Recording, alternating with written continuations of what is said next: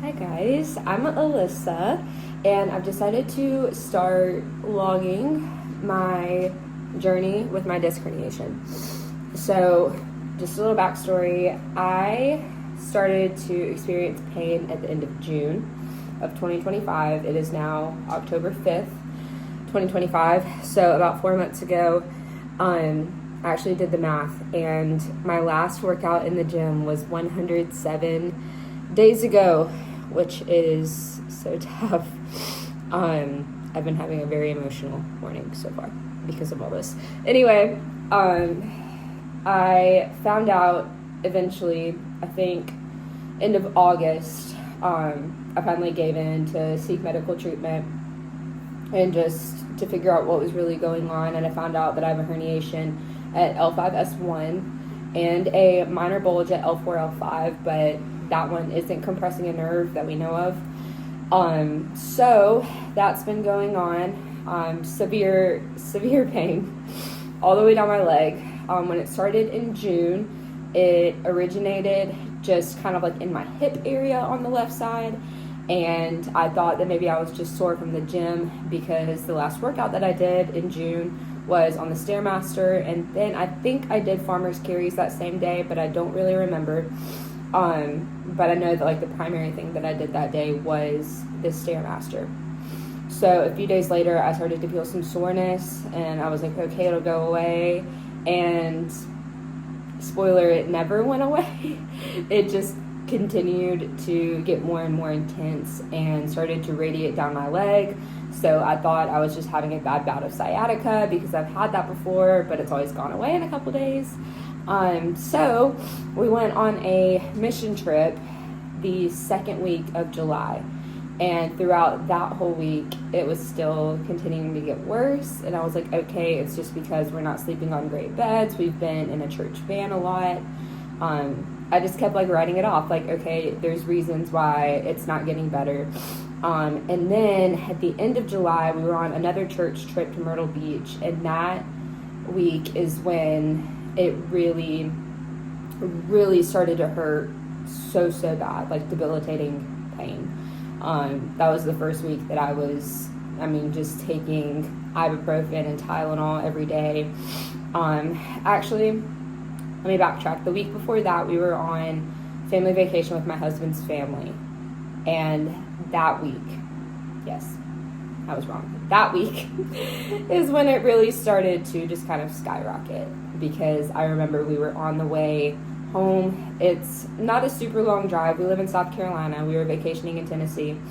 And in the truck on the way home, I was in tears. I was just in so much pain. And again, I just thought that maybe I was having a weird sciatica flare-up, or that I had just hurt something like in my butt. I wasn't sure. We also thought it was piriformis syndrome for a long time, and that was just causing radiculopathy down my leg. So then we were on the youth trip after that, and it was just continuing to get really bad. Granted, that entire month of July, we were really not sleeping on very supportive beds with all the traveling that we were doing. So I do think that contributed to making the herniation worse. But I didn't know that it was a herniation at the time, so I wasn't really sure what to do about it, how to care for my back, because I also wasn't really having back pain at the time. It was my left hip and butt all the way down to my ankle. And I wasn't having any back pain, so I didn't think it was back related for a long time. And then August, school started back. I was still just hurting every single day. And then I finally gave in, and I was like, okay, maybe I should go to a doctor about this. I had already seen a chiropractor, and I think I had already been dry needled in my hip twice, but I hadn't gotten any imaging done or anything like that. So I finally went to my primary care physician. She was like, yeah, it sounds disc related, so we're going to order an MRI. So we did. And the MRI obviously showed the herniation and then the slight bulge right above it. And they are left pericentral, I think is what it said.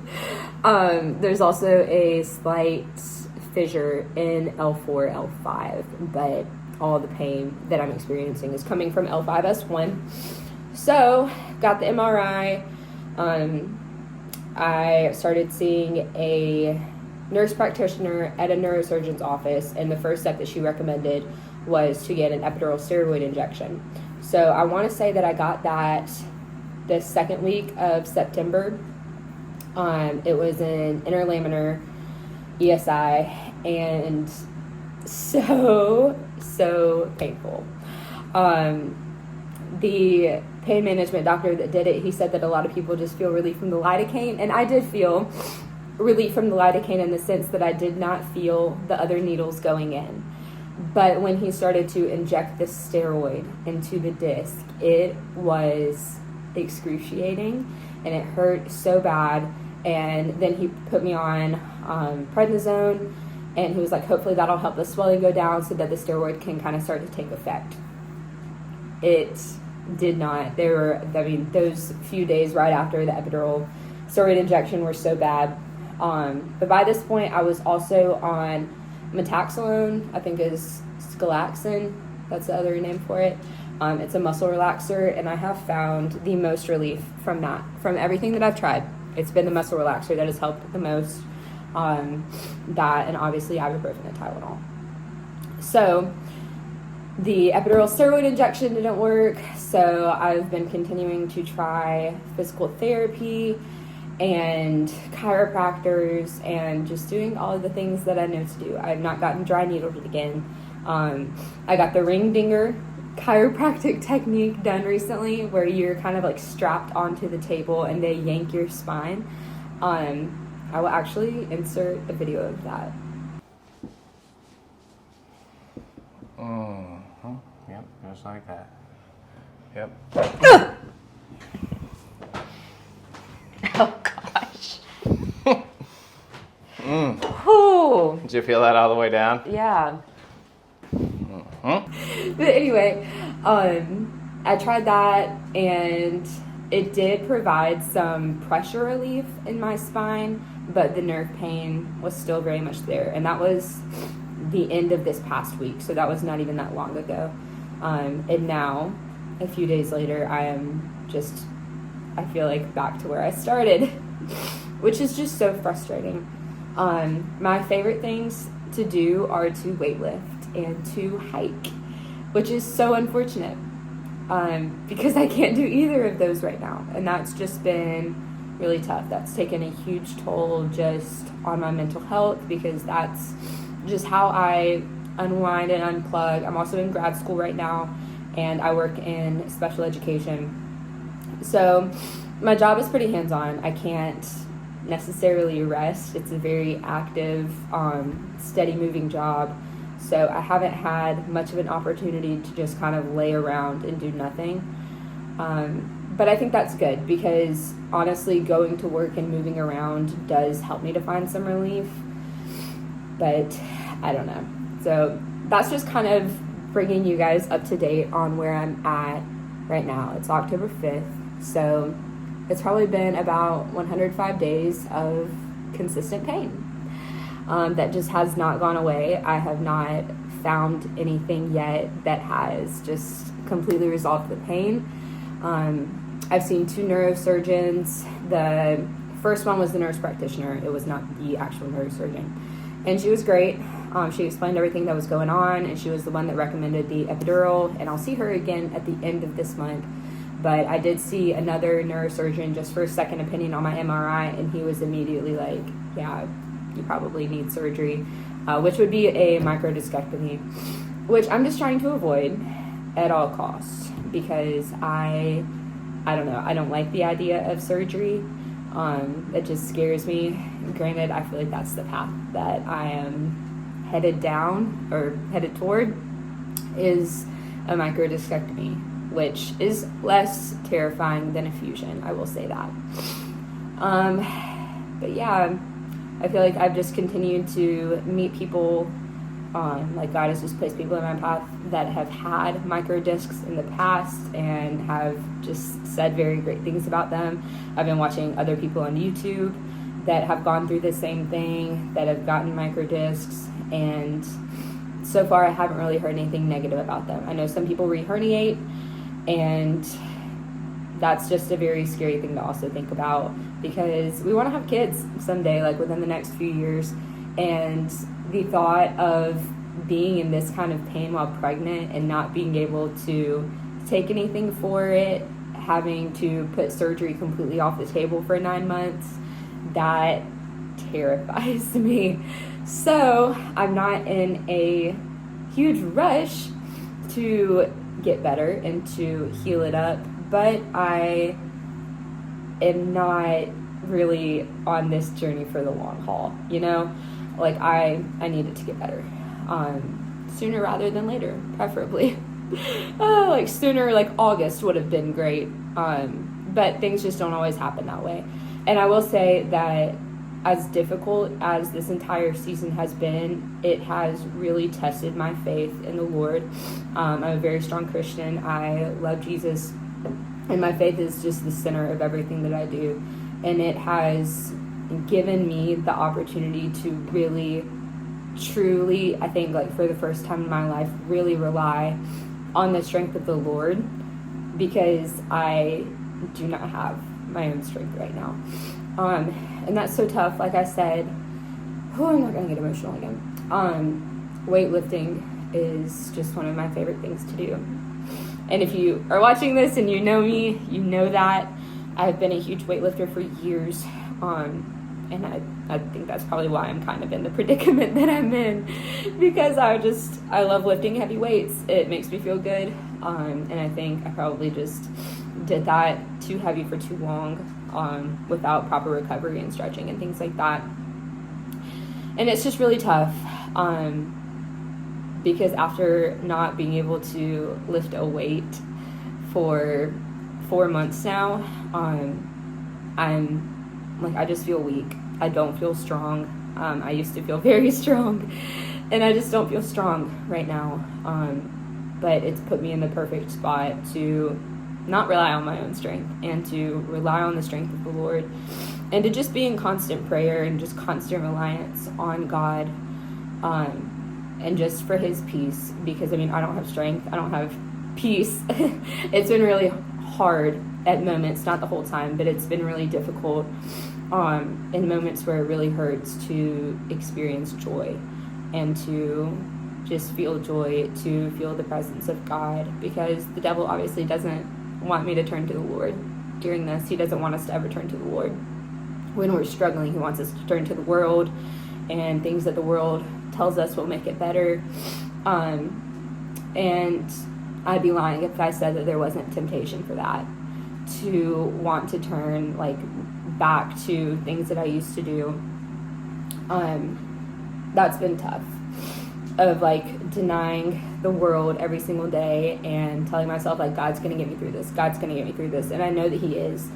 And I've been really just taking hold of scripture and diving into the word and staying in constant prayer, and that and the muscle relaxers, y'all, that's I think what's really been getting me through this. But yeah, that's where I'm at. I have a second epidural steroid injection scheduled for October 13th. So that's in 2 weeks. No, it's a week from tomorrow. So that one will be transforaminal, so it'll go straight to the nerve root instead of inside of the disc.